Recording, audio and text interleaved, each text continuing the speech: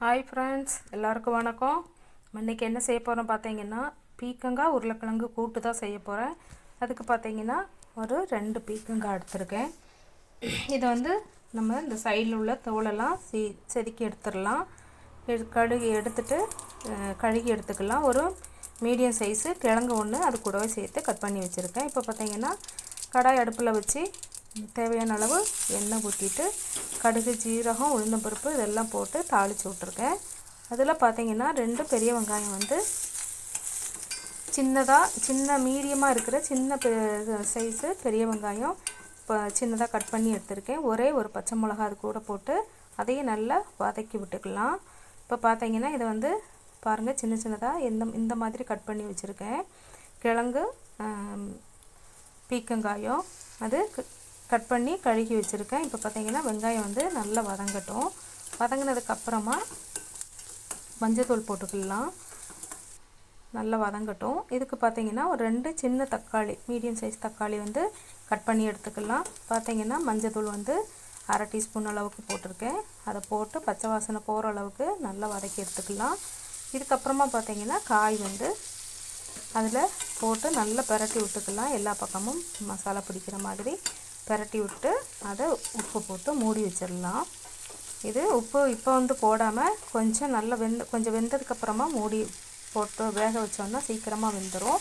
இப்போ பார்த்தீங்கன்னா 2 தக்காளி வந்து அந்த சின்னதாக 2 தக்காளியை வந்து கட் பண்ணி இதில் போட்டிருக்கேன். போட்டுட்டு இதுக்கு பார்த்தீங்கன்னா இப்போது கொஞ்சமாக இதுக்கு தேவையான அளவு உப்பு போட்டு அதை மூடி வச்சு நல்லா வேக வச்சுக்கலாம். அதுக்கு முன்னாடி இதை நல்லா எல்லாம் பிரட்டி விட்டுக்கிடலாம். பாருங்கள், இப்போ வந்து கொஞ்சமாக உப்பு போட்டு அதையும் நல்லா மிக்ஸ் பண்ணி விட்டுட்டு மூடி வச்சுக்கலாம். இந்த கூட்டு பார்த்திங்கன்னா சூப்பராக டேஸ்ட்டாக இருக்கும். ஈஸியாக சிம்பிளாக செய்கிற கூட்டு தான். இதில் கிழங்கு வேணுங்கிறவங்க போடலாம், வேண்டாம்னா போட வேண்டாம், ஆப்ஷனல் தான். நமக்கு என்ன காய் போடணுமோ அது நம்ம போட்டுக்கலாம். இதுக்கு மசாலா பார்த்திங்கன்னா நான் 3 கீத்து தேங்காய் எடுத்திருக்கேன். 1/2 டீஸ்பூன் சின்ன ஜீரகம், 10 மிளகு, 3 பல் பூண்டு போட்டிருக்கேன். இதை வந்து நல்ல மிக்சியில் நைஸாக அரைச்சி எடுத்துக்கலாம். இப்போ பாருங்கள், காயில் இருக்க தண்ணியெல்லாம் விட்டு காய் வந்து நல்லா வெந்துட்டுருக்கு. இதை நல்லா கலந்து விட்டுட்டு இப்போ வந்து பார்த்திங்கன்னா நம்ம அரைச்சி வச்சுருக்க மசாலா வந்து இதில் சேர்த்துக்கலாம். இப்போ கிழங்கு நல்லா வெந்துருச்சு, காய் நல்லா வெந்துருச்சு. இப்போ மசாலா வந்து பார்த்திங்கன்னா இது நல்லா வறுத்து பொடி பண்ணி வச்சுருக்க மல்லித்தூள் வந்து 1.5 ஸ்பூன் போட்டிருக்கேன். இந்த மிளகாத்தூள் வந்து 1/2 டீஸ்பூன் அளவுக்கு போட்டிருக்கேன். ஏன்னா இந்த மிளகாத்தூள் வந்து காரமாக இருக்கிறதுனால கம்மியாக சேர்த்துருக்கேன். நீங்கள் உங்கள் மிளகாத்தூள் எந்த மாதிரி காரமோ நீங்கள் எந்த அளவுக்கு காரம் சேர்ப்பீங்களோ அந்த அளவுக்கு சேர்த்துக்கோங்க. மல்லித்தூள் வந்து 1.5 டீஸ்பூன் போட்டிருக்கேன். இப்போ அதை நல்லா கலந்து விட்டுட்டு அரைச்சி வச்சுருந்த அந்த தேங்காய் மசாலா வந்து தேங்காய் விழுதை வந்து அதில் ஊற்றிக்கலாம். இப்போ பாருங்கள், கொஞ்சமாக தான் தேங்காய் அரைச்சி ஊற்றிருக்கேன். சூப்பராக இருக்கும். கண்டிப்பாக நீங்கள் இது மாதிரி ட்ரை பண்ணி பாருங்கள்.